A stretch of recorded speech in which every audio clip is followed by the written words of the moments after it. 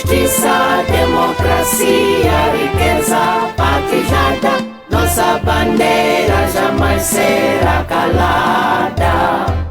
Combatidos fomos antes de existir, mas nada detém quem nasceu para servir. A pátria é o solo, o povo é razão. Somos da história a renovação.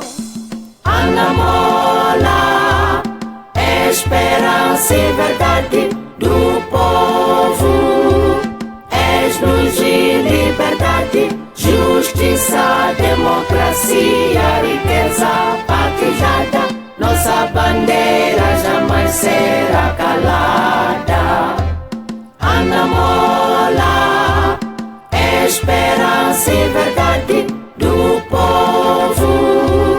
És luz e liberdade, justiça, democracia, riqueza partilhada. Nossa bandeira jamais será calada. Do sangue sofrido brotou a semente, um futuro justo, mais digno e valente. Com as mãos erguidas, unidos seremos, por paz e justiça sempre lutaremos. Ana Mola, esperança e verdade do povo. És luz e liberdade, justiça, democracia, riqueza partilhada. Nossa bandeira jamais será calada. Ana Mola, esperança e verdade do povo. És luz e liberdade, justiça, democracia, riqueza partilhada. Nossa bandeira jamais será calada. Uma forte salva de palmas.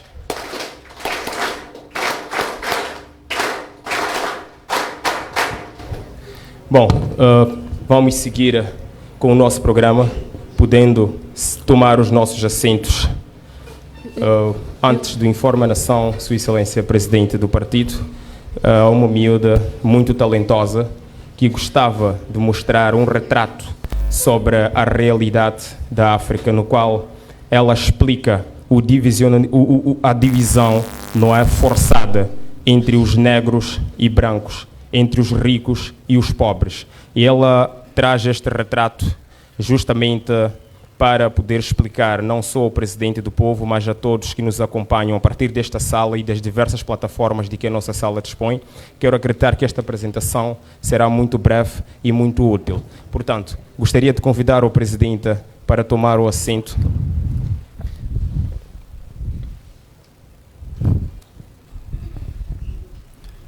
Vamos convidar Fênix. A menina Beise, por favor. Vou pedir 2 elementos do protocolo para nos ajudarem com o cartaz.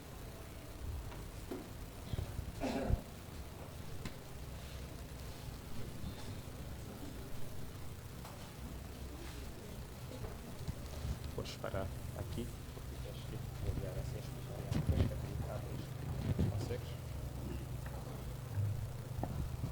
Apenas não, ela vai explicar. Ana Mola.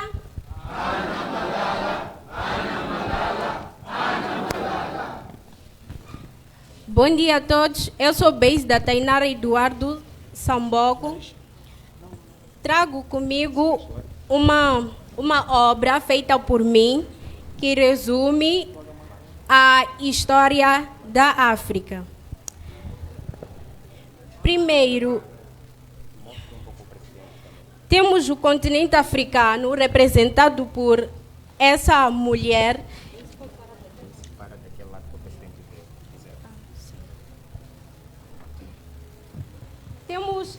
Temos essa mulher que representa o continente africano com uma lágrima no rosto que representa o sofrimento e o desespero.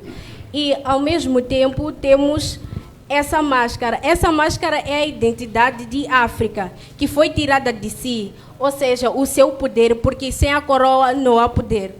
Então, temos essa mão que representa o branco, que tenta tirar esse poder, essa identidade de África através dessa lâmina, cortando ela. Consideremos essa lâmina como o dólar. Então, o branco nos compra tirando as nossas riquezas através do dólar. E um dos exemplos que ele tira de nós é o diamante.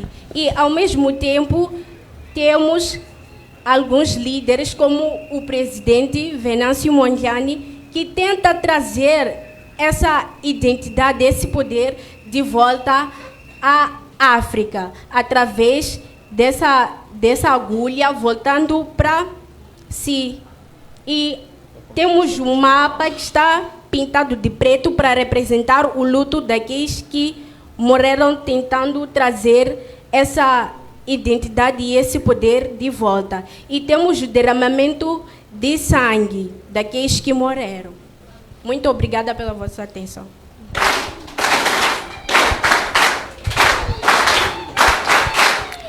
Muito obrigada, Beise. Ontem, quando nos fazíamos nestas rondas pela cidade de Massinga, nós chegamos à casa da Deise. Eu e o Abdul Nariz podemos confirmar que esta obra é da autoria da menina Beise, porque ela estava lá a rabiscar e nos apresentou um bocadinho. Nós dissemos, não queríamos ouvir tudo. Amanhã vai nos apresentar e apresentar igualmente ao presidente do povo. Presidente, tenha bondade, por favor. O tempo é todo seu.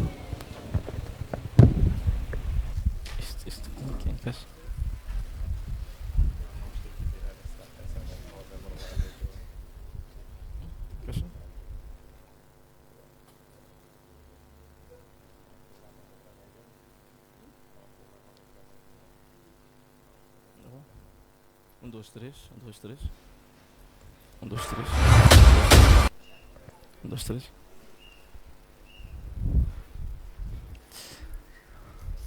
Bom dia a todos. Bom dia. A produção consegue... O som estão conseguindo ouvir bem? Conseguem ouvir? Ok. Antes de mais nada, vamos levantar as nossas mãos para os céus, para glorificar, para honrar, para louvar aquele que tem todo o poder nos céus, todo o poder na terra e todo o poder embaixo da terra.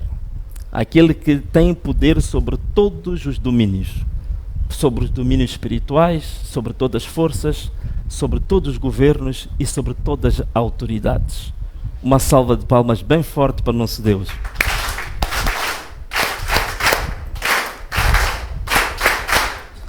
Ok, então, com Ana Mola.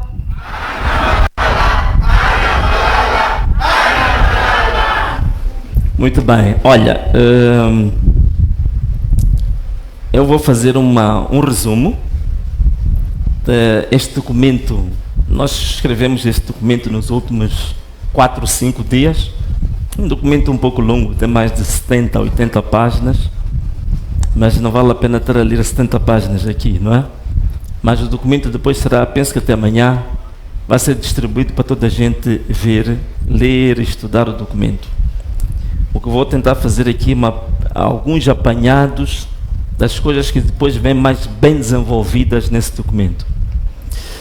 Bom, primeiro o que eu queria aqui partilhar convosco. Este ano, 2025, como toda a gente sabe, é o chamado Jubileu da Independência, não é? 50 anos da independência de Moçambique. Acho que toda a gente sabe disso, não é? E se estamos em 2025 a comemorar os 50 anos de independência, acho que faz todo sentido, antes de nós analisarmos o que foi o ano 2025 em termos políticos, em termos econômicos, em termos sociais, vale a pena analisarmos os 50 anos de independência. Estão de acordo ou não estão?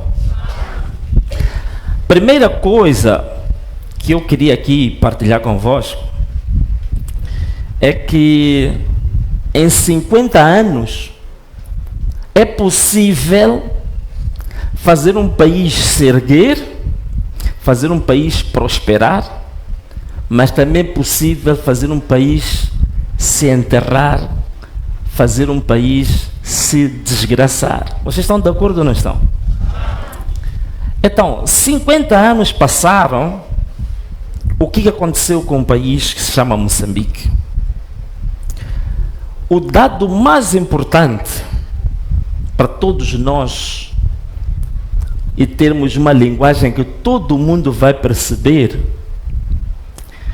é entendermos hoje quantas pessoas em Moçambique, dos cerca de 33 ou 34 milhões, conseguem ter uma vida digna, mínimo. Vida digna mínima o quê?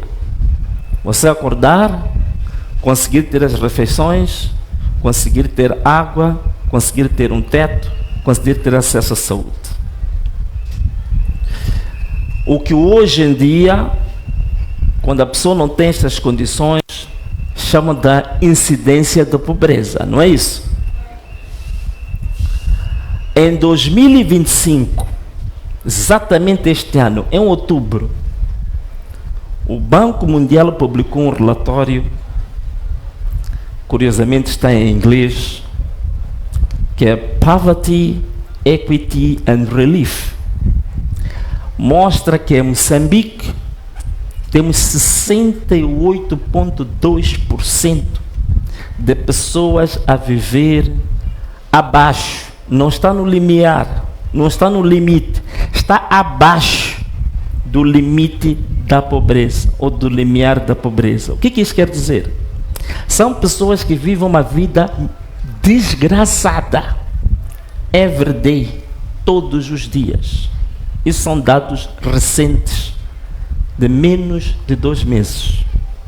Significa, para aqueles que gostam de fazer contas, dos cerca de 34 milhões, às vezes os números variam, né? Dependendo da fonte, dos cerca de 34 milhões, você está a falar de mais ou menos mais do que 22 milhões de moçambicanos que acordam todos os dias, não sabe o que vai comer, não sabe se vai beber e nem sequer tem certeza onde é que vai pôr a sua cabeça para descansar.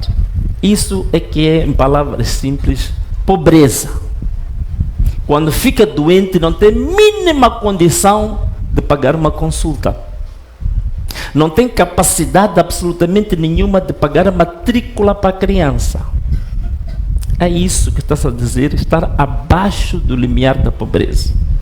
68% dos moçambicanos estão nessa situação. Este é o dado que acho que é mais fácil todo mundo perceber, para entendermos o que aconteceu de 1975 até 2025. Este é o primeiro dado. O segundo dado que é importante partilhar aqui convosco: 70% da população moçambicana vive do ouro, vive de transportes, vive de serviços, vive de grandes business. Vive de quê? De quê? Agricultura, não é verdade? A maior parte, 70% da população ativa em Moçambique. 70% da população ativa. População ativa está a dizer aqui que alguém tem acima de 15 anos. 70% da população ativa vive da agricultura. Essa agricultura como é que está hoje em Moçambique? Nós dizemos que somos um país que Deus deu bom sol, deu boa chuva, deu bons terrenos, deu-nos boa terra. Mas vejam lá o que é a agricultura hoje em Moçambique. Se vocês olharem para todos os discursos, oficiais e não oficiais, vão perceber que o tema da agricultura já desapareceu dos discursos, não é verdade? Onde está a maior parte da população? Onde tem o rendimento para sobreviver da maior parte da população, hoje já não se fala disso. E um país tão rico como Moçambique, aquilo que chama-se da produtividade agrícola, o que é? É a produção por cada hectare. Se a gente pegar o produto mais consumido, que é o milho, não é? Não é como a Elsa, que ela está na cidade, come arroz, come caviar. Mas os 70% da população moçambicana, o alimento básico é milho. Em Moçambique, a produtividade do milho em Moçambique é de 1 tonelada por hectare. Na África do Sul, vocês vão entender por que estamos dependentes da África do Sul. São 5 toneladas por hectare. Na Ásia, China, são 7 toneladas por hectare. Estados Unidos, 11 toneladas por hectare. E mesmo assim, alguém foi aos Estados Unidos, disse que queria garantir a segurança alimentar dos Estados Unidos. Um país que produz 1 tonelada por hectare, aquele país produz 11 toneladas por hectare. Então, um atrapalhado chegou lá e disse: queremos garantir a segurança alimentar dos Estados Unidos. Bom, estou a dizer isto para a gente entender como é que está o setor da agricultura em Moçambique, não é? Nós temos cerca de 36 milhões de hectares disponíveis para fazer agricultura, terra arável. 36 milhões de hectares. Mas só se usa 20%. Temos 3,3 milhões de hectares que podem ser irrigados, podem ter irrigação. Só usamos 150 mil. Bom, há muito mais números aqui que eu posso partilhar convosco para mostrar o estado da agricultura. A gente hoje em dia fala de fertilizantes, a gente fala de adubos. Só 4% de todos que vivem da agricultura é que usam pesticidas. O resto é só aquilo que Deus vai dar. Se não der, não vive. Então, isto é que é o extrato do investimento que foi feito neste país ao longo de 50 anos. E a agricultura está assim. Para vocês entenderem por que o país, até hoje, com tanta terra, tanta água, não consegue produzir para se alimentar a si próprio. E quando a Assembleia da República aprova o orçamento para a área da agricultura, todos os anos o orçamento da agricultura está a baixar. Ok? Este aqui é o retrato de que a agricultura foi tornada ao longo de 50 anos. Indústria. Temos aqui muitos jovens que estão aqui, não é verdade? Um setor forte para dar emprego aos jovens é a área da indústria. Ok? A indústria normalmente emprega de forma massiva. Isto é, milhares, emprega muita gente ao mesmo tempo. Moçambique, em 1970, nos anos 70, era o maior produtor da castanha de caju do mundo. Vocês sabiam disso ou não sabiam? Produzia cerca de 200 mil toneladas por ano e processava 200 mil toneladas em 1970. Hoje, 2025, Moçambique só consegue processar 38 mil. E países como Guiné-Bissau, que seria mais ou menos como o distrito da Macinga, já está a produzir mais que Moçambique, Bangladesh e outros paísinhos. Destruímos a indústria de caju, que era uma das maiores fontes de emprego, de rendimento para a população moçambicana. Para não falar de outras coisas também que éramos grandes. Vocês sabiam que Moçambique produzia pneus que eram usados na Fórmula 1? Sabem o que é a Fórmula 1, né? aquela corrida de carros, né? Usavam-se pneus produzidos em Moçambique, de uma indústria que se chamava-se Mabor. Não é verdade? Faliram a Mabor. Sabiam que em Moçambique nós produzíamos geleiras, não é? Havia uma indústria chamada quê? Zuid. Faliram a Zuid. Nós produzíamos aqui pratos. Hoje, nem prato o país consegue produzir, um prato de vidro para o povo, para o próprio povo moçambicano. Nós fazíamos pratos, copos. Sabiam? Vocês, alguns mais velhos, conhecem essa indústria, a vidreira, não é verdade? Nós montávamos bicicletas aqui em Moçambique. Sabiam disso? Então, esta indústria toda foi escangalhada. Para vocês entenderem a razão por que hoje o desemprego é massivo. Hoje em dia, todos os anos, a taxa de crescimento de Moçambique, taxa de natalidade, é 2,5% ao ano. Significa que todos os anos 400 mil jovens atingem a idade de começar a trabalhar e não têm emprego. Então, começa a somar, por exemplo, nos últimos 10 anos, só 10 anos, 2015 para cá, soma 450 mil, 450 mil, 450 mil, 450 mil, para você entender quantos desempregados foram criados em Moçambique só nos últimos 10 anos. 4 milhões e 500 jovens no desemprego nos últimos 10 anos. Escangalharam toda a indústria. Toda a indústria está escangalhada. Ainda escangalharam a agricultura. Então estão a ver o exército de pessoas que todos os anos entra para o desespero.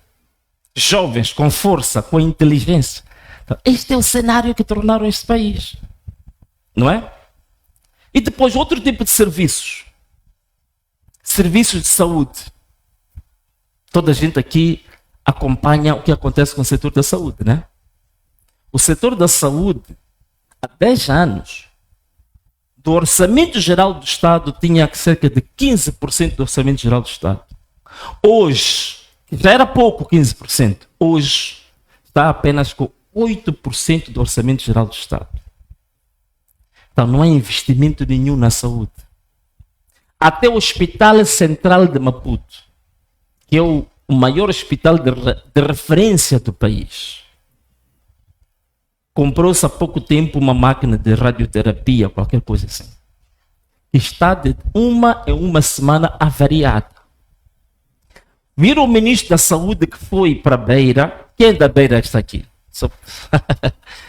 O ministro da Saúde foi para a Beira fazer uma cirurgia, né? Uma operação, né? Viram isso, né?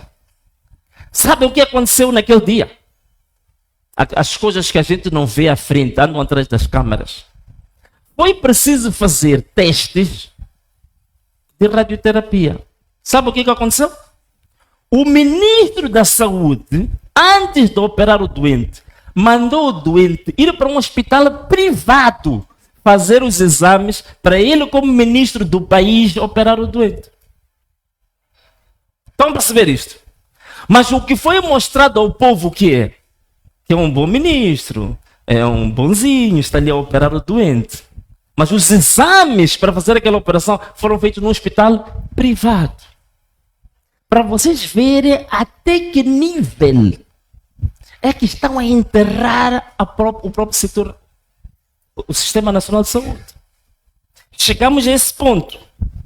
E ainda podemos falar ainda mais. O próprio ministro da Saúde, há pouco tempo, envolveu-se numa polêmica. Tem lá uma empresa que prestou serviços à saúde e ganhou 2 milhões de dólares. Vocês sabiam disso? O processo está na Procuradoria. A fazer o quê? A dar braçadas na piscina. Ainda não saiu para fora. Então, este é o nível de saúde que nós temos. Este é o investimento, é aquilo que estão a tornar a nossa saúde aqui. Não é? Então, o que nós temos de fato hoje? Nós temos uma governação basicamente com extrema corrupção,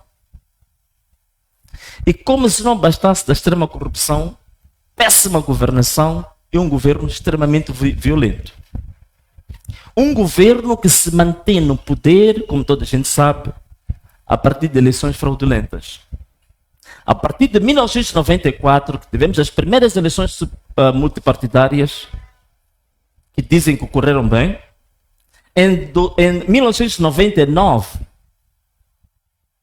todo mundo sabe que o presidente Afonso Dhlakama ganhou aquelas eleições e foi o primeiro teste de roubo verdadeiro que esta máquina fez. E de lá para cá, eles nunca pararam. Um governo que chega ao poder, ou um regime, um partido que chega ao poder, a partir do roubo sistemático, não tem capacidade de poder gerir com honestidade. Não é verdade? Então, roubou nas eleições, também vai roubar no governo, vai roubar os recursos públicos. É por isso que estão todos eles envolvidos. Estávamos a falar da agricultura. Estávamos a ouvir aí um anúncio, um comunicado, ou informação à nação, a dizer que tem que se governar pelo exemplo. Não viram isto? Um senhor que foi empurrado pela UIR e pelo Conselho Constitucional. Não viram isto? A dizer que temos que governar pelo exemplo. Estou aqui a dar exemplo de um ministro que está lá, da saúde, que abocanhou 2 milhões de dólares. A coisa está assim. O ministro da agricultura. Estamos a falar aqui há pouco da agricultura. Ainda arranjou um nome muito sofisticado para dar a tal empresa. É Future of Technology of Mozambique. Até deu um nome em inglês para atrapalhar. Tudo aquilo para quê? Para sacar taco do governo. 130 milhões de meticais. Que ele próprio sacou dos bolsos de todos nós. Não foi demitido? Ele próprio, esse cara sem vergonha, entrando numa polêmica dessa, também não se demite. Num país sério, ouvi o presidente da UIRA dizer assim, uma democracia madura como a nossa. Se a nossa democracia fosse madura, alguém sabe que está metido num escândalo público, ele é ministro. Ele é o primeiro a pôr o seu cargo à disposição. Que é para permitir que a própria justiça possa investigar sem interferência. Mas até hoje está lá, não foi mexido, não foi feito nada com ele. Então, a começar aquele informe é uma fatojada. Aquele informe é apenas um jogo de uma propaganda política barata. Ele não traz absolutamente nada para nós, ok? Então, já falamos aqui sobre a saúde, já falamos sobre a questão da agricultura. Vocês sabem que esta questão do funcionário público, ouvimos a dizer que tem que se valorizar o funcionário público, não é? Não viram isso? Valorização do funcionário público. Neste momento, se nós entrarmos para a educação, então, ele é professor, né? Professor, qual é o problema grave que nós estamos a ter hoje com a educação? Um dos problemas, se é para valorizar os professores, a primeira coisa que tinha que ser feita é exatamente garantir que o professor tenha um meio de sobrevivência, de subsistência, não é verdade? E neste momento, só as dívidas que têm de horas extras com os professores não pagas são 91 milhões de meticais. E essa dívida vai crescendo. E ouvimos a dizer que foi pago, como se fosse um grande alcance. Mas foi pago uma pequenina parcela. A maior parte da dívida continua com os professores. Temos neste momento, vejam só, grande vergonha. Temos essa dívida com os professores de cerca de 91 milhões. Há dívidas com os médicos também. Há dívidas com os profissionais de saúde. Mas para mim a coisa mais triste e mais vergonhosa é dívida com os idosos. Segurança social. As pessoas que contribuíram durante toda a sua vida, reformaram, estão em casa, está-se a dever aos idosos 2,9 bilhões de meticais. Até aquela força local que é usada lá em Cabo Delgado. Já ouviram, né? Depois eu às vezes fico um pouco admirado, porque dizem que eles são Naparamas, mas ao mesmo tempo dizem que o Venâncio é o boss dos Naparamas. Então, estão a ver, até a força local que está em Cabo Delgado estão em dívida com eles. 153 milhões de meticais estão a dever aqueles ali. Então, vocês estão a ver a bomba relógio, a bomba que esta gente está a criar. A bomba relógio, quer dizer, um baril de pólvora que estão a colocar sobre o nosso país inteiro. E depois, como se não bastasse, por outro lado, está a crescer o nível do crime organizado, não é verdade? O crime organizado nunca esteve tão sofisticado como está hoje. Só a indústria dos raptos e sequestros. Vamos falar só este ano 2025. Só este ano, casos novos, foram 10 casos em menos de 12 meses.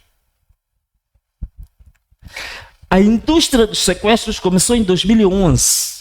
Até hoje foram mais de 150 empresários locais moçambicanos que foram sequestrados.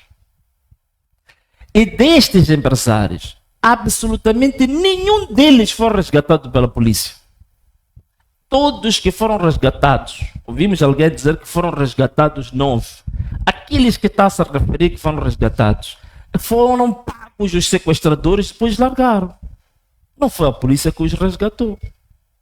Esta indústria dos raptos e dos sequestros, segundo um estudo que eu estive a ler sobre isto, de 2011 até hoje, vocês não estão a imaginar o dinheiro que isso gera.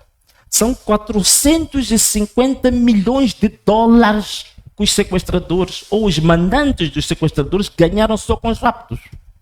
Vamos ver o que é isto? 450 milhões de dólares ganhos só com a indústria dos sequestros. E sabemos que as forças de defesa e segurança estão envolvidas diretamente na indústria dos raptos e sequestros.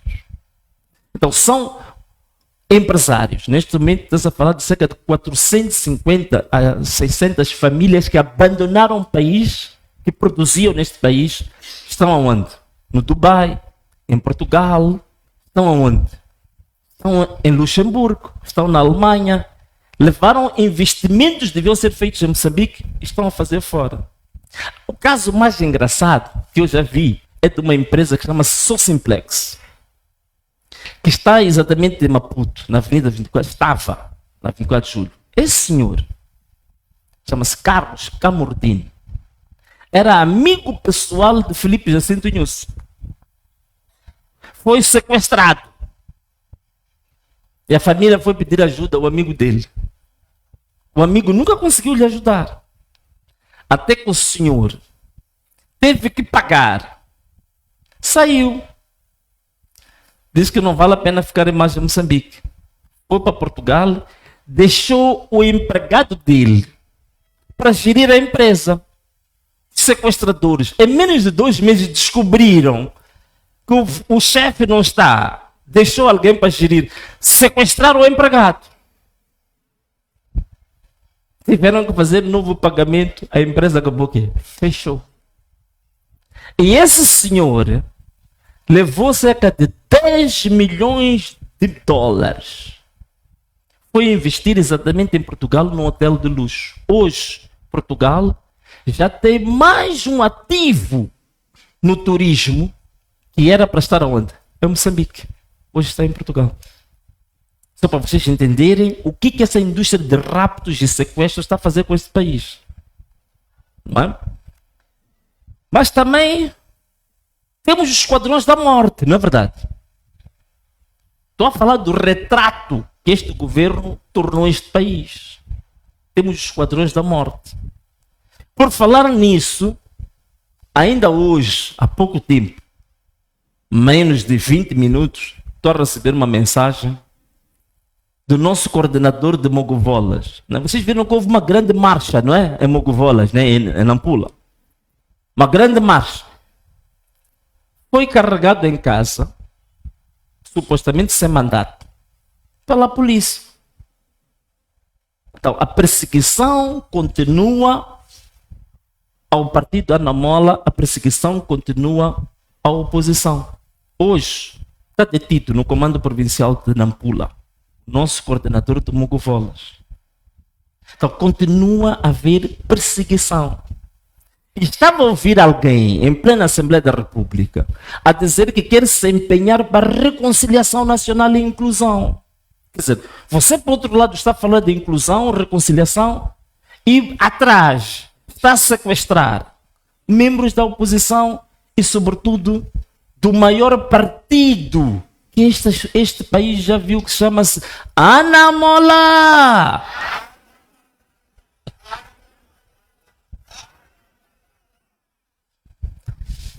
Estamos tristes porque o nosso irmão está detido, não é?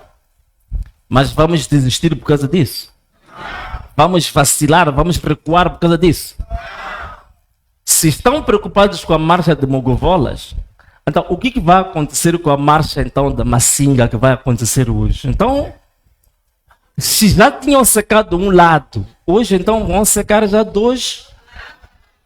Mas no fim da marcha, acho que nem vão secar dois lados. Vão secar o quê? Todo. Não é verdade isso?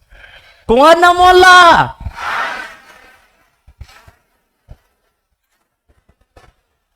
Esta é a cruz que nós temos que carregar, meus irmãos.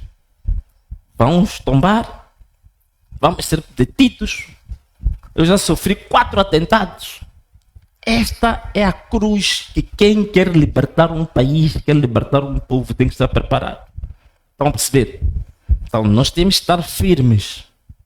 Temos que fazer tudo o que estiver ao nosso alcance. Já pedi ao gabinete jurídico do partido e ao Conselho Nacional de Jurisdição, que é para tratar esse caso de Nampula. Mas politicamente temos que estar firmes. Politicamente temos que estar preparados para desafios, preparados para sermos perseguidos. Alguns vão tombar, mas a luta vai parar. Vamos recuar? Vamos desistir? Vamos atirar a toalha ao chão? Não. Então, caros amigos, estava aqui a falar de algumas coisas. Tráfico de drogas. Hoje, Moçambique. Bom, isto parece que desligou-se. Estou, não sei, veja lá. Isto desligou-se, pode dar um jeitinho. A não ser que vocês me arranjem uma coisa só para prender os papéis aqui. Ou talvez essa água aí, né? Essa aguita que está aí, isso pode ajudar. Tá bom, ok. Dá jeito. Então estão a ver, temos o tráfico de drogas em Moçambique. Hoje, Moçambique virou um país famoso no mundo por ter um dos maiores corredores de droga do mundo. Vocês sabiam, né? Esta costa que vocês estão a ver aqui, que passa por Inhambane, está a cerca de 3.000 quilômetros de costa, é conhecido no mundo, na literatura sobre droga, como The Heroin Coast. Sabe o que isso quer dizer? É a costa da heroína. Mas quem domina esse tráfico da heroína na nossa costa? É exatamente este partido que se mantém com força das armas desde 1975, não é verdade? O antigo presidente da África do Sul, Thabo Mbeki, já ouviram falar dele? Ele tem um irmão que é um professor universitário, chama-se Molefe Sembeki. Esse senhor disse de forma categórica que há uma droga que é feita com heroína, que se mistura com suruma e outras drogas, chama-se nhaiope. Vocês conhecem? Está a ver? Aquele ali conhece bem. Domina. Está a ver? Respondeu logo sim. Essa droga, vocês sabem que na África do Sul está a matar muitos jovens. Aquilo não tem volta. Você começou a consumir, fica a saber que a morte já marcou audiência contigo. É uma questão de tempo. Aquilo não tem volta, é morte certa. Ele disse, Molefe Sembeki, que a droga nhaiope que está a entrar na África do Sul O principal fornecedor e promotor chama-se Partido Frelimo de Moçambique. Disse isso em plena televisão. E o Partido Frelimo nunca desmentiu.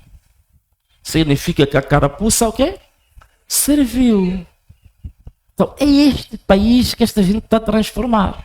Não se investe na agricultura, não se investe na saúde, não se investe na educação, não se investe na economia nacional, mas o investimento no crime, raptos, sequestros, drogas, prostituição, até prostituição infantil, tráfico de órgãos. Há um grande investimento nessas áreas, não é verdade? Então, o que nós temos agora é um país que está à deriva. Um país que anda à deriva. Ouvi agora, para vocês também se armarem agora, não se deixem enganar. Dizem que foi anunciado o maior investimento para Moçambique de todos os tempos. Não viram isso? Não ouviram o presidente da UIRA dizer isso? 75 o quê? Bilhões de dólares, não é? Alguns podem ficar um pouco assustados, dizer que, meus amigos, desses 75 bilhões de... Quem tem máquina de calcular aqui? Prepara lá a sua máquina de calcular, quero mandar fazer umas contas agora. 75 bilhões de dólares, né? É o que estão a dizer? Ok. As viagens, agora quero vos pôr aqui só para vocês fazerem umas continhas, né? Deixa lá.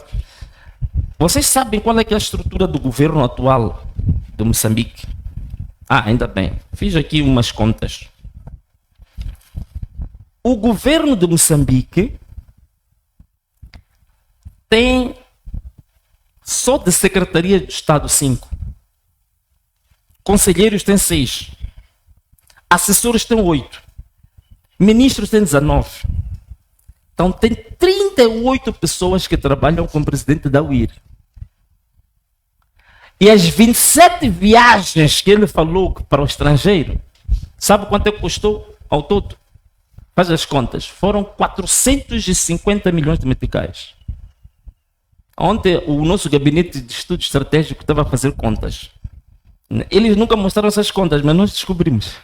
São 450 milhões de meticais que eles gastaram a fazer aquelas viagens. Quanto é que dá isso aí, em dólares?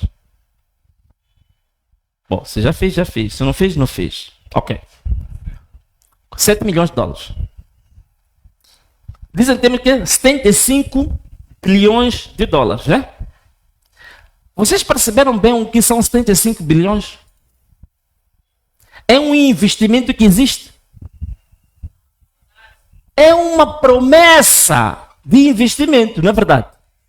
O governo do Catar prometeu 20 bilhões. Prometeu. Deu dinheiro a Moçambique? Não deu. A Itália prometeu 100 milhões. Portugal prometeu 500 milhões. E tantos outros. E foram juntando tudo aquilo. Estados Unidos também prometeu apoio para a saúde, para 1,5, 1,7. Juntaram tudo aquilo e dizem que o pacote de investimento que vai entrar em Moçambique são 75 bis. Até este momento, desde que essas promessas começaram, não entrou um único dólar em Moçambique. São promessas. Se você for a comparar os gastos da viagem, que dá esses 7 milhões de dólares, não é isso? E a entrada de dinheiro em dólares para a economia foi 0. Mas já gastamos 7 milhões de dólares só em viagens. E vou dizer mais. Escrevam o que estou a dizer aqui. Escrevam o que estou a dizer aqui. Aquelas promessas só são promessas. Não vai entrar dinheiro em Moçambique por uma razão muito simples. Para que haja investimento em Moçambique, que são estudantes de economia, aproveitem aqui também tomar notas disto. Só vai entrar dinheiro em Moçambique quando for firmado um acordo entre o governo de Moçambique e o FMI. Ninguém vai meter dinheiro em Moçambique sem luz verde do FMI. Estão a perceber isto? O FMI não vai permitir que volte a acontecer o que aconteceu com as dívidas ocultas. daqueles 2 bis que o FMI não soube. Agora, para se fazer qualquer investimento de vulto, o FMI tem que dar um ok. Até agora, que está a terminar o ano 2025, o governo de Moçambique está atrás do FMI, reuniões em reuniões. Ainda o FMI não aceitou assinar nenhum acordo com Moçambique. 0. Por isso, enquanto não houver aquele acordo, nenhuma destas promessas estão aqui vai se executar. São bem enganados. E depois vou explicar porque que o FMI não quer assinar o acordo. O FMI não quer assinar o acordo com Moçambique por quê? Colocou condições. Quais são as condições que o FMI colocou? Primeiro, é por causa da taxa de câmbio. Quem já foi trocar dólares aí num cambista? Aí, no mercado negro? Não há problema, podem falar. Vou dizer que podem ficar comigo, mas vão me descobrir. Não há problema nenhum. Mas em média, quanto é que está o dólar no mercado negro? No mercado negro. Fora do banco. No banco quanto é que está? Não, mas isso não é verdade. Está mais. Isso. É isso. 64 é no banco. É no banco. O verdadeiro... Agora, vocês prestem bem isso. Alguém fechou os ouvidos aqui? Então, toca lá o seu colega, diz lá não dorme. Diz lá não dorme. Acorda. Diz lá, acorda. Meus amigos, vocês sabem o que é que move a economia do dia a dia de Moçambique? É a economia informal. Não é economia, não. O dinheiro que move o país no dia a dia para a sobrevivência dos moçambicanos não é o dinheiro que passa pelo sistema formal. É o dinheiro que passa pelo sistema informal. Vamos perceber isto? O que move, o que determina o mercado de câmbios de verdade é o mercado negro, não são os bancos. Vamos perceber? É por isso mesmo que o FMI está a obrigar o governo de Moçambique para libertar o câmbio. Porque o que está a fazer agora? Só para vocês perceberem isto. O governador do Banco de Moçambique, como eles estão com receio de ter uma taxa de câmbio verdadeira, porque sabem que se a taxa de câmbio for verdadeira, a taxa de inflação também vai aumentar. E o que vai acontecer? Os preços dos produtos, o custo de vida vai subir. Eles estão com medo do povo. Então, em vez de resolver o problema do povo, andam a manipular a taxa de câmbio. A taxa de câmbio real agora em Moçambique devia estar a 75,80 por dólar. Essa é que é a taxa de câmbio verdadeira. Mas eles obrigam, o governador do Banco de Moçambique obriga os bancos a manter a taxa de câmbio com dólar em 65, 64. É uma obrigação, é uma ditadura financeira que ele faz com os bancos. Então o que está a acontecer? A taxa de câmbio praticada pelos bancos é uma taxa de câmbio imposta por obrigação do Banco de Moçambique. A taxa de câmbio real é aquela que tu vês no mercado negro. O FMI está a dizer ao governo de Moçambique que a taxa de câmbio não pode ser imposta administrativamente. Tem que deixar o mercado determinar. O governo está com medo, porque sabe, se libertar a taxa de câmbio, o custo de vida vai subir. Os jovens vão voltar para a rua. E desta vez acho que não vão aguentar, porque já secaram um lado. Então, para saber o que está a acontecer, este é o primeiro ponto. É por isso que o FMI não está a assinar o acordo. Primeiro ponto. Segundo ponto. Funcionários fantasmas. Sobretudo nas forças de defesa e segurança. São milhares. Estão a obrigar o governo a limpar tudo que é funcionário fantasma. Não querem limpar. Porque a maior parte dos funcionários fantasmas estão ligados aos serviços de segurança. Não tem nada a ver com professores. É uma pequena percentagem. A maior parte estão ligados às forças de defesa e segurança. Tem gente que não existe no CIS. Tem gente que não existe no CERNIC. No Exército. Só no Exército foram descobertos 7 mil soldados fantasmas que não existem, mas estão na folha de salário das pessoas que estão no Cabo Delgado. Este é um ponto. Funcionários fantasmas. Não quer mover essa parte o governo. E isto tem uma implicação muito forte. Porque as pessoas estão a investir. Se a pessoa, só para vocês perceberem o peso disto, se a pessoa quer trazer de fora de Moçambique, por exemplo, vamos lá, $1 milhão, a pessoa tem que trazer pelo banco, não é verdade? Então, $1 milhão em meticais vai ser o quê? 65 milhões de meticais. Essa pessoa que vem investir tem que pagar os salários em quê? Paga em dólares? Não, paga em meticais. Então ele tem que pegar 1 milhão, converter para meticais. Fica com 65 milhões de meticais. Estão a perceber? Pagar salários e por aí fora. Mas ele, quando já vai a receber de qualquer trabalho que ele fizer, cada dólar dele investido, ele recebe 65. Quando no mercado negro está a 75. Quando ele tem que voltar a fazer uma importação, ele está a perder dinheiro. Então, a maior parte dos investidores não hão de vir enquanto o governo não resolver o problema da taxa de câmbio. É por isso que estou a dizer que aquele valor anunciado, aquilo é só para, como é que posso dizer? É só para o inglês ver.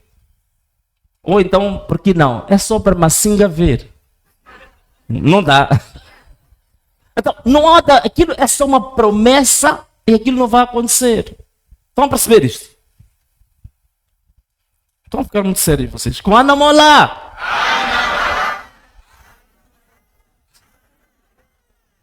Então, é uma fantochada. Se formos a comparar o dinheiro que foi gasto com as viagens presidenciais, até hoje não tem retorno nenhum. Só vieram com um pacote de promessas para o futuro. E vão ver uma coisa. Passa a focalizar desenvolvimento de Moçambique no investimento exterior. Só em promessas que vêm de fora. Não está-se a pensar no desenvolvimento de Moçambique desenvolvendo capacidades internas do país. Não está-se a querer mudar a situação de Moçambique potenciando os empresários locais. Vejam só o que está acontecendo, por exemplo, só no setor privado da educação. Aprovaram uma nova lei do IVA que foram taxar na educação escolas privadas 5% de IVA para escolas privadas. O Sistema Nacional de Educação não consegue abarcar todas as crianças. Vocês sabem que todos os anos 1.300.000 crianças atingem a idade para ir para a escola primária, mas não tem vagas. Vocês sabem disso, não sabem? 1.300.000 todos os anos, porque o Sistema Nacional de Educação não tem capacidade. Então temos escolas comunitárias, temos escolas privadas que fazem mais ou menos o balanço. Em vez de deixar o privado na área de educação, que é para formar pessoas, para o país ser forte, vão lá, ainda foram colocar IVA lá na educação. Quer dizer, para criar mais dificuldades ainda para as escolas não poderem formar as crianças, não poderem formar os jovens moçambicanos. Vamos perceber isso. Quer dizer, você não tem capacidade de conseguir garantir educação para todos. Os privados vêm para ajudar o próprio Estado. E você põe impostos pesados sobre o Estado. Quer dizer, é como se você estivesse contra a formação da sua própria juventude, das suas próprias crianças. Só para vocês perceberem isto, como está acontecendo. A nossa população não tem capacidade de abrir uma conta bancária. Porque na conta bancária pedem declaração de rendimentos, pedem não sei o quê. O povo não consegue fazer isso. Então, as pessoas, a maior parte das pessoas que fazem transferências, fazem pelas contas digitais, né? M-Pesa, M-Mola, M-Cash. E agora também, não satisfeitos em um povo estar a desarrascar, a pandar, foram colocar IVA também sobre as transações do próprio povo. Quer dizer, parece que é um governo que está contra, onde o povo tenta arranjar um furo, vai para lá dificultar a vida do próprio povo. Vamos perceber isto? Então, ao invés de investirmos hoje para crescer o nosso empresariado, baixar os impostos dos empresários, para eles poderem conseguir ter rendimentos, pagar salários, pôr as empresas a produzir, há uma carga fiscal muito grande sobre eles, há chantagens sobre eles. Hoje, se você for a ver, os ministérios hoje praticamente já estão inúteis. O Ministério das Obras Públicas, vocês estão a ver que vocês nunca ouviram falar dos ministros? Ou um ou dois é que são falados, né? Mas o resto dos ministros estão apagados, já viram isso? Estão a ver que estão apagados. Por quê? Por causa deste dado que eu vos dei aqui. As secretarias do Estado que estão na presidência é que estão a gerir os negócios do Estado.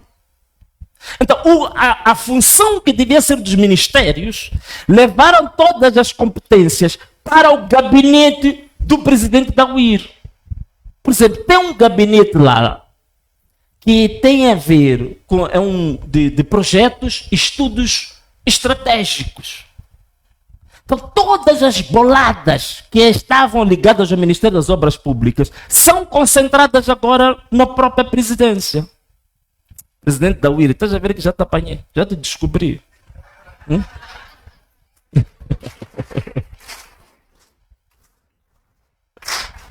é que eles achavam que estão escondidos, mas estou a apanhar. Estou a denunciar. Se quiserem, abram um processo, vamos ver. Mas eu hei de ir provar em tribunal que o que estou a dizer é verdade.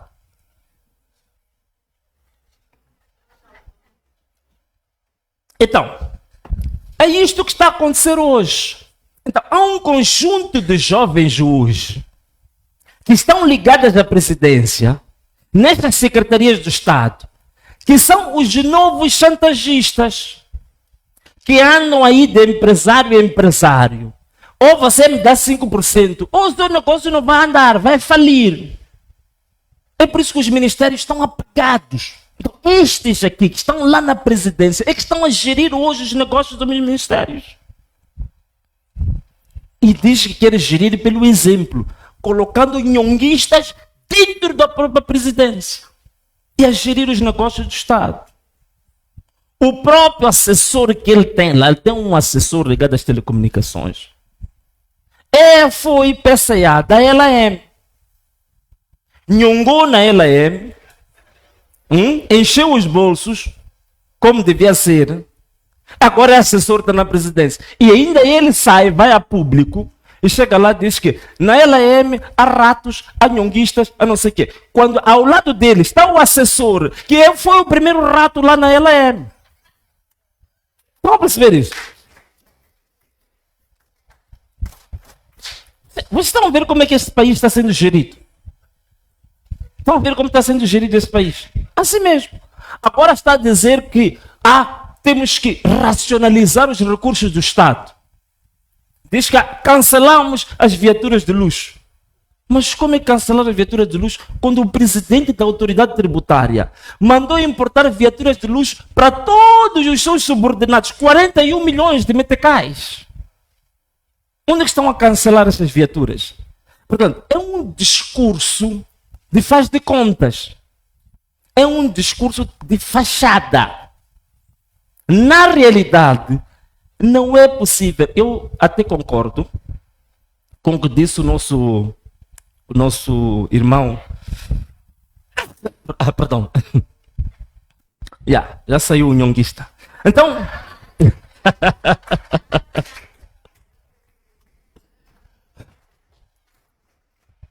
Então, eu até concordo com o nosso irmão o Antônio Muxanga, que ele diz assim, que, olha, com este presidente do IR, não há absolutamente nada que ele vai fazer melhor que os outros. Porque todos os projetos que ele fala são projetos que herdou do outro presidente, não é? Portanto, o mestre dos memes deixou alguns projetinhos que são os únicos que este, não é, está a apresentar agora.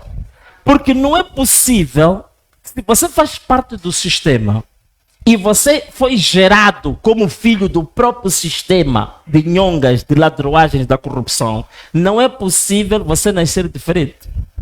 O filho do pato nasce um patinho, não é verdade? Não é verdade isso? Então, o filho do meme nasce um meminho, não é verdade?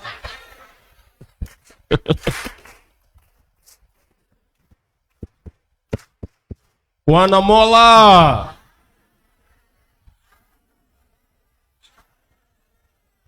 Bom, caros amigos, nós já estamos no fim. Hoje é dia para marchar, não é verdade? Mas tínhamos que fazer essa radiografia hoje daquilo que Moçambique se tornou nos últimos 50 anos, porque estamos a comemorar 50 anos de independência, e aquilo que Moçambique é hoje. E estava aqui a dar-vos alguns elementos para vocês entenderem como é que estão a funcionar as coisas, entendes? Porque vocês, quando começarem a fazer a mobilização do nosso partido, a explicar às pessoas o que nós... Vocês têm que ter noção de como é que as boladas são feitas, para poder explicar ao povo, porque parte do povo também não sabe. Então você tem que explicar, tem que ter esses elementos para saber que eles são boladeiros. Eu tive uma vantagem, quando eu, por exemplo, falo da manipulação da taxa de câmbio, ou da taxa de inflação, tive uma vantagem. Em 2023, antes de sair do Parlamento, fui o primeiro e o único deputado em toda a história do país que apresentou uma prova de que o governo manipulava sempre a taxa de inflação. E apresentei cálculos sobre isso. E fiz uma proposta na altura que era para o governo ir justificar a taxa de inflação que eles apresentaram em 2023 era falsa. Acredita até hoje. Se eu tivesse mentido, vocês imaginam, né? Já teria um processo por causa disso. Até hoje, nunca me abriram nenhum processo. Então, eles manipulam os números. Manipulam os números que apresentam em público. Não são números verdadeiros. E o dia que a taxa de inflação real for apresentada, for aplicada, vocês estão a imaginar a nossa vida como vai ser. Então, caros amigos, era isto que eu queria apresentar-vos em termos do quadro de como é que o nosso país está sendo gerido. Minha pena, mas muito grande ainda, é esta história de estar-se hoje a falar das chamadas manifestações, como é que chama? Ilegais? Não? Como é que chama? Violentas, ilegais e quê? Criminosas. Se nós estamos num período que a gente está no diálogo inclusivo, ainda faz sentido usar esse tipo de linguagem? Usar essa linguagem violenta, belicista, nesta altura faz sentido? Eu gostei, ainda vi ontem, ou antes de ontem, vi uma manchete na televisão, que até a própria Mamã Graça chegou a dizer que essas manifestações não foram ilegais, não. Portanto, o grande problema, quando se fala das manifestações, não se fala das causas que levaram as pessoas a manifestar. As pessoas foram manifestar por quê? Não é porque gostam de manifestar. Não é porque as pessoas gostam de pôr-se na rua, levantar cartazes, não sei o quê. As pessoas foram se manifestar por causa de coisas concretas que aconteceram no país. Então, quando eles falam dessas manifestações, nunca dizem a causa. Uma das causas é que em 2023, 2024, houve roubo de votos. A vontade da população foi desvirtuada. Então, a população se sentiu-se burlada. E tinha que ter o direito de protestar quando um direito seu é violado. Este é o primeiro ponto. O segundo ponto. Tudo isto que eu vos falei aqui, que está acontecendo nos últimos 50 anos, que leva a população a viver uma vida miserável, o povo sentiu que também era uma oportunidade de dar o grito de socorro, de que a miséria que estamos a viver neste país tem que parar, que as coisas têm que mudar. Então, estas foram as razões que levaram as pessoas a ir para a rua. E não se fala dessas razões. Então significa que fazer a manifestação foi um direito legítimo. O que eu posso fazer para transformar essas três palavras, eu posso dizer que as manifestações foram constitucionais, foram legítimas, foram por direito. Só que estas manifestações, elas foram ilegal, violenta e criminosamente reprimidas. Isso sim. Estão a perceber isso? Não. Vamos lá bater bem as palmas. Vamos lá começar. Vamos?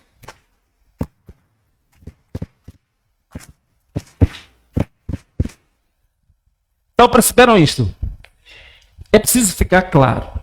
O que foi violento, o que foi criminoso, foi a repressão às manifestações.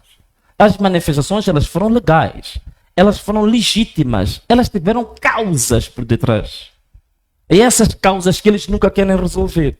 E pela incompetência de resolver os problemas do povo, preferem fazer o quê? Criminalizar o povo, dar nomes ao povo, chamar nomes ao povo. E parece que não estão à vontade quando a situação está calma. É por isso que continuam a usar essas expressões, porque acho que quer recuperar aquela frase que ele usou lá em Pemba, de que quer chorar sangue do próprio povo, não é isso? Só que eu queria avisar, desta vez, o sangue que há de chorar, acho que não é do povo, há de ser de quem quer fazer chorar.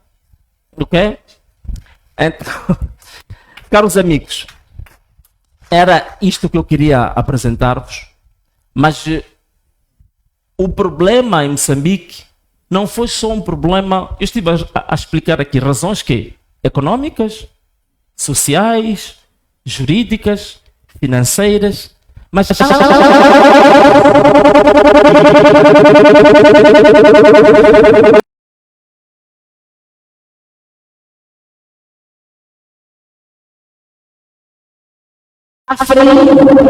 os roubos, essas coisas todas que fez ao longo destes 50 anos, fez uma coisa muito pior do que o roubo. Alguém sabe o que é? Não quero imaginar. Sabe qual é a coisa pior que fez do que o roubo? O antigo presidente fez de pior para este povo. É por isso que a partir de 2024 as pessoas despertaram. Tinha colocado uma venda nos olhos das pessoas. Por quê? Por causa da destruição dos valores da sociedade. Foi a própria Frelimo que trouxe aqui em Moçambique uma contra-valores, uma contra-cultura. Já ouviram falar da cultura das catorzinhas? Não é? Conhecem as catorzinhas? Esta cultura das catorzinhas, aqueles que eram chamados da geração 25 de setembro, que era a geração dos que libertaram o país, dos revolucionários, foram eles que trouxeram, sobretudo quando começavam a ganhar algum dinheirinho da corrupção, a aliciar as catorzinhas, vieram com o fenômeno da catorzinha, não é verdade? Foram eles ou não foram eles que trouxeram a geração das catorzinhas? Foram eles ou não foram eles que trouxeram a geração do Sugar Daddy? Foram eles ou não foram eles que trouxeram a geração 300? Foram eles ou não foram eles que trouxeram a geração Chivochongo? Foram eles ou não foram eles que trouxeram a geração nhonguista? Então, podemos dizer, Kona Mola!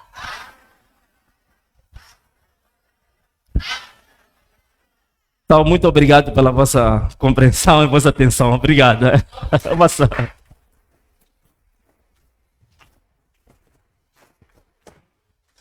Ok, então assim